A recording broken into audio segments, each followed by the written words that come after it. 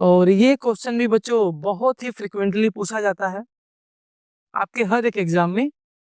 ये भी conceptual based question है क्योंकि इसमें दो चीजें पूछा हुआ है, इसलिए ये ओवरऑल 2 मार्क्स का क्वेश्चन है। जैसे अगर ये क्वेश्चन आपका 1 मार्क्स का हो गया और ये क्वेश्चन भी आपका 1 मार्क्स का हो गया। क्वेश्चन कह रहा है कि पहली बात ये बताइए कि two electric field lines can not cross each other, also they can not form close loop, give reason. बच्चों ये दोनों अगर आप स्टेटमेंट को ध्यान से पढ़ें तो ये इलेक्ट्रिक फील्ड लाइंस की प्रॉपर्टी है। आपको पता होना चाहिए कि electric field lines can not cross each other, this is the property of electric field. And also electric field lines can not form close loop.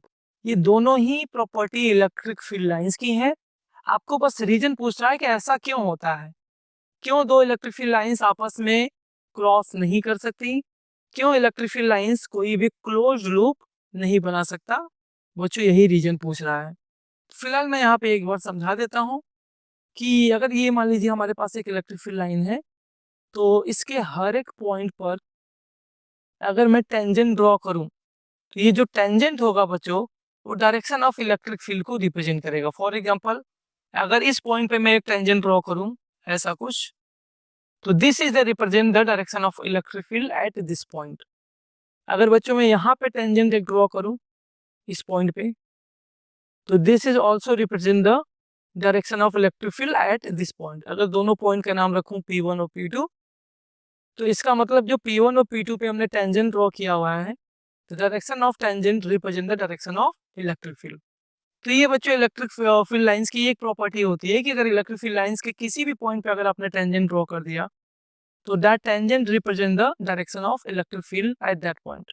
ठीक है, इसी प्रॉपर्टी का यूज करके हम इसको एक्सप्लेन करने वाले हैं कि क्यों इलेक्ट्रिक फील्ड लाइंस आपस में क्रॉस नहीं कर सकती। तो सबसे पहले हम ऐसा एज्यूम कर लेते हैं कि हमारे पास दो इलेक्ट्रिक फील्ड लाइंस हैं और दोनों ने एक दूसरे को कट कर दिया है। ठीक है, तो इस पॉइंट पर हम दो टेंजेंट ड्रॉ कर सकते हैं। एक तो इस सरफेस को लेकर हम टेंजेंट ड्रॉ कर सकते हैं, इस सरफेस के टेंजेंट एक तो ये हो जाएगा। ठीक है, दूसरा इस सरफेस के लिए जो सेकंड सरफेस है इसके लिए हमने एक टेंजेंट ड्रॉ कर सकते हैं, वो कुछ इधर आ जाएगा, सॉरी वो कुछ ऐसा आ जाएगा। तो अगर आप नोटिस करें तो पॉइंट ऑफ इंटरसेक्शन पे दो इलेक्ट्रिक फील्ड की डायरेक्शन हमें मिल गया। क्यों? क्योंकि दो सरफेस दो इलेक्ट्रिक फील्ड लाइंस है। पहला इलेक्ट्रिक फील्ड लाइंस ये है और दूसरा इलेक्ट्रिक फील्ड लाइंस ये आपका है बच्चों। तो अगर दो इलेक्ट्रिक फील्ड लाइंस है तो पॉइंट ऑफ इंटरसेक्शन पे दो टेंजेंट ड्रॉ हो जाएगा।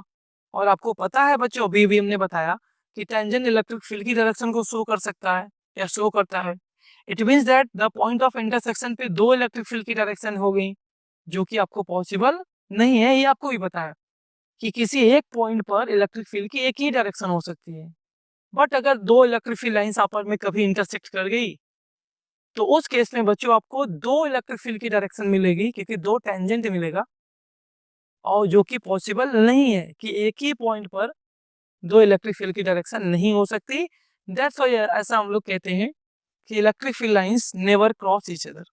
तो पहले क्वेश्चन का आंसर मिल गया कि why electric field lines can not cross each other. यहाँ पे अभी हमने वही थ्योरेटिकली लिखा हुआ है कि two electric field lines never cross each other because if they do, so there will be two direction of electric field at a point of intersection, which is not possible. Second question है कि ये क्यों close loop नहीं बनाती हैं। तो बच्चों इसका भी मैं आपको आंसर बता दूं कि हमें बच्चों पता है कि पॉजिटिव चार्ज से इलेक्ट्रिक फील्ड लाइंस निकलती हैं, नेगेटिव में जाकर टर्मिनेट होती हैं।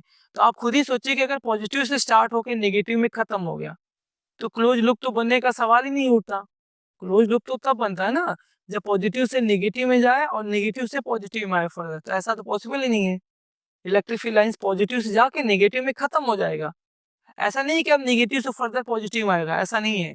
पॉजिटिव से जाएगा और नेगेटिव में खत्म हो जाएगा। मीन्स पॉजिटिव से स्टार्ट होगा, नेगेटिव में एंड हो जाएगा। ठीक है, दैट्स वाई बच्चों क्लोज लूप बनने का चांस ही नहीं है, क्योंकि पॉजिटिव चार्ज से हमेशा इलेक्ट्रिक फील्ड लाइंस निकलेंगी और नेगेटिव में हमेशा एंड हो जाएगा। तो क्लोज लूप नहीं बनेगा। हाँ, अगर पॉजिटिव से निकल के नेगेटिव में एंटर करता और फिर नेगेटिव से स्टार्ट होकर पॉजिटिव में आता तो क्लोज लूप बनता। आपको पता है कि ऐसा नहीं होता है।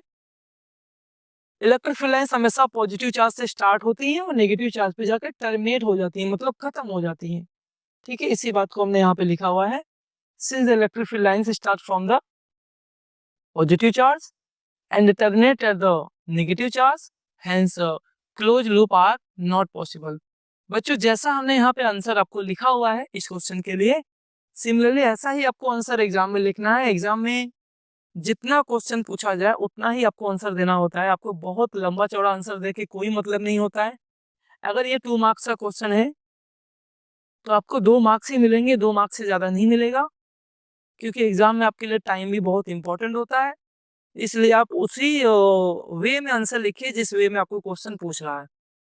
अगर सिंपल सा क्वेश्चन है तो सिंपल सा आंसर लिखिए, चाहे वो आंसर 1 लाइन का हो, चाहे वो 2 लाइन का हो। अगर आपने करेक्ट आंसर दे दिया आपको, तो आपको फुल मार्क्स ही मिलेंगे। ठीक है?